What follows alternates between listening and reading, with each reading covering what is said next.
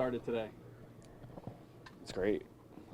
Always excited coming here, and I don't know, it's nice. So walk in, the weather's awesome, and the guys are out there and warmed up and just ready to go.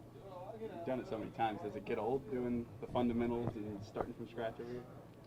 No, I mean, because I don't know, it's not for me, it's never really been a fundamental thing. Like, spring training has never seemed like, I mean, maybe when I was my first couple of years, it was like, how many PFPs do we have to do? But then you start to realize why you're doing it as a pro. But I mean, at this point, I mean, I don't think that we've ever overdone it. I think they're pretty aware of reps and all that, and it's just about getting going. So I look forward to that. I mean, they do a great job of setting up everything in the schedule.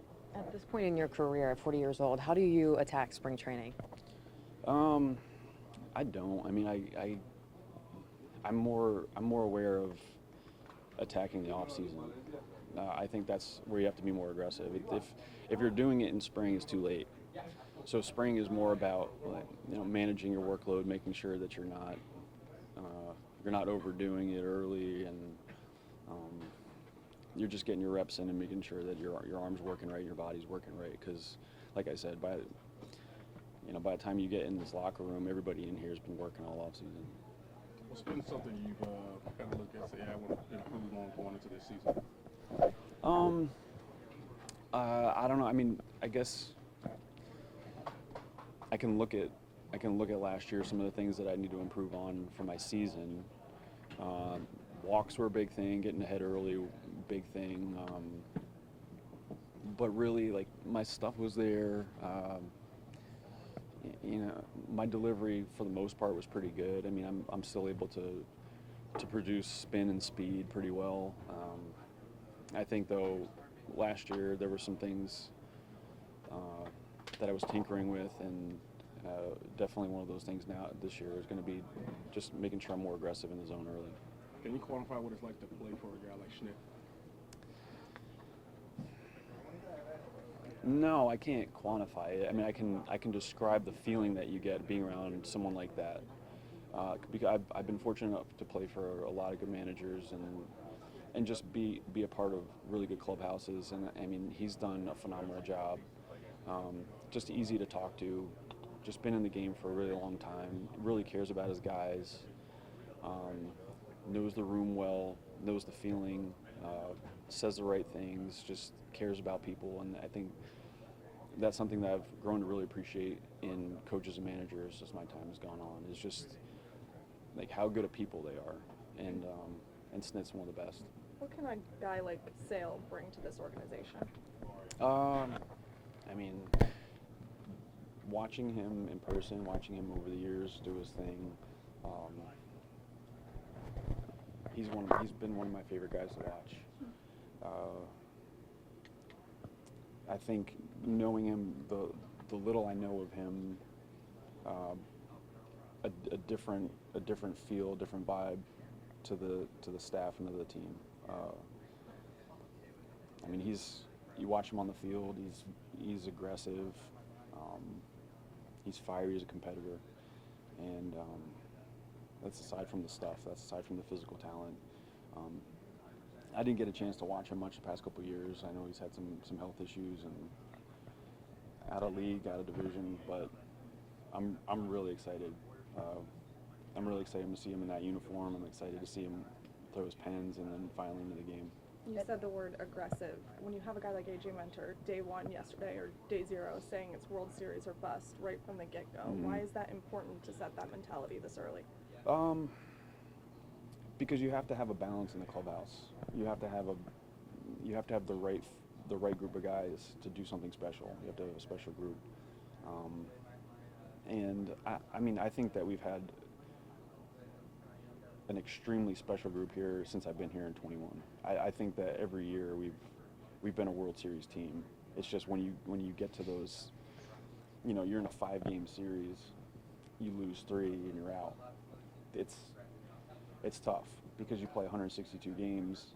You do what you do in the regular season to get to this fraction of what you just did, and you lose 3 and you're gone. I don't think I mean, I know winning a World Series, that's the goal. But it takes a specific group, a special group to do that and to be put in the position to do that. And then from there, where you go, that's really up to fate and the group where they are in that moment in time. So, I mean, I think it's easy. I think it's easy for everyone to say, at least in this clubhouse, and I'm sure a lot of people, that we had the best team in baseball, if not, you know, we had top 3 team in baseball, if not the best last year. Just we didn't get it done in the postseason. When Spencer talked about changing the rhetoric and how that's going to be important for this team and making sure the postseason goes differently, have y'all talked about yet, like, what changing the rhetoric means or what that will look like for y'all? I don't know, because it's like where do we need to improve, and how do you quantify and target that area where you need to improve, right? I mean, last year we were talking about the lull between the regular season and the postseason. We played 3 scrimmage games. We had fans coming in. We were dressed in full uniforms. The year before that, the Phillies got hot. We weren't, and they outplayed us both years. In 21, we were a losing team into August, and we won the World Series. It's just really hard to say, okay, we need to do this one specific thing. I mean, we won the World Series in 21 as a losing team in August, right? So, like, if you were to say the Atlanta Braves are a losing team in 2024 into August, are they going to win the World Series? What are the chances? It's just really hard to figure out where your strengths and weaknesses are, those intangibles, because that's what they are, right? By definition. And I think those intangibles are what allowed us to win in 21 with a team that in a division that wasn't very strong in 21. So I think it's hard to really sit here in spring training and say, this is what we need to do after the regular season that we had last year. It's really tough to win that many games, to be that good. So I don't know. I mean, I think the group that we have and the group that we had is special on the field, but also the people that are in the clubhouse. And that's what's going to put us in a position to, you know, to get in those playoff games and to win. At what point in the season or even spring do you start to feel like you have this special team that can make it, or do you already feel it now? I don't know. I mean, I've never been on a team this special for this long. So this is my 4th season now with I came up with the Braves. I was with the Braves organization for 7 years. I got traded in 09 and I came back in 21. So this is my 4th season now with the team. I mean, I was on some really special Rays teams. I was on some really special Astros teams. I was on some really special Pirates teams. But this being my 4th season with a team of this caliber,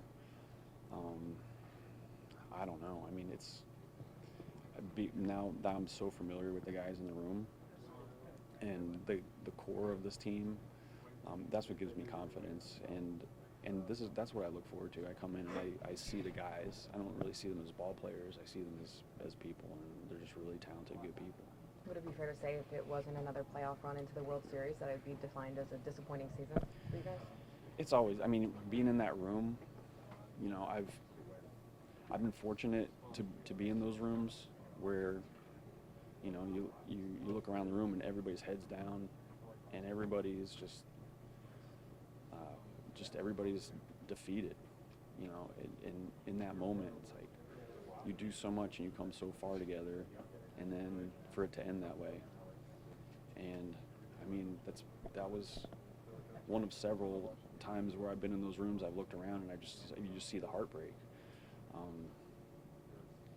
I don't know. I mean, that's kind of what makes life special. It's what makes sports special, is that, yeah, there was a winner, there was also a loser, and from that, I think we can derive motivation and knowing what that feels like and power through it, and you just got to keep going. You know, I think that's the most crucial thing, just not giving up.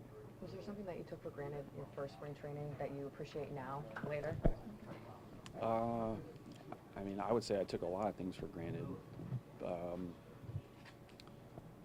but I think it was just part of maturing, and and I don't think I realized that I was going to be able to do something special. I thought that I was just always miles away, and so I think I was just going through the motions to a degree, kind of maybe protecting myself, because I just didn't really think that highly of what I could do.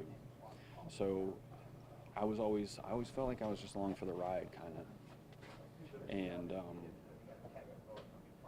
it's like I got hurt a couple times, had a couple surgeries, went through a lot of failure on the field, and then I think from that you kind of start to realize what's inside you more than just playing like the safe role of like the, I got drafted, I got a chance, and it didn't work out, but they kept giving me the ball. So it was like, like it or not, you're going to have to make something yourself, basically. And I don't know, I guess that was just part of, my career. And then from that, it just started to kind of whiz by, really. And then, I don't know, I've been guilty of it. I've been guilty of, the lack of perspective, and how lucky I was to be in that spot, where somebody believed in me and was like, here you go, like, you're still going to do this. And eventually, I think something clicked, kind of in segments. It was like injury, failure, still opportunity there, oh shoot. And then by the time I got to that point, it was like, man, I really probably should start enjoying my time, because there's not much left. But then I kept playing for another 7 years.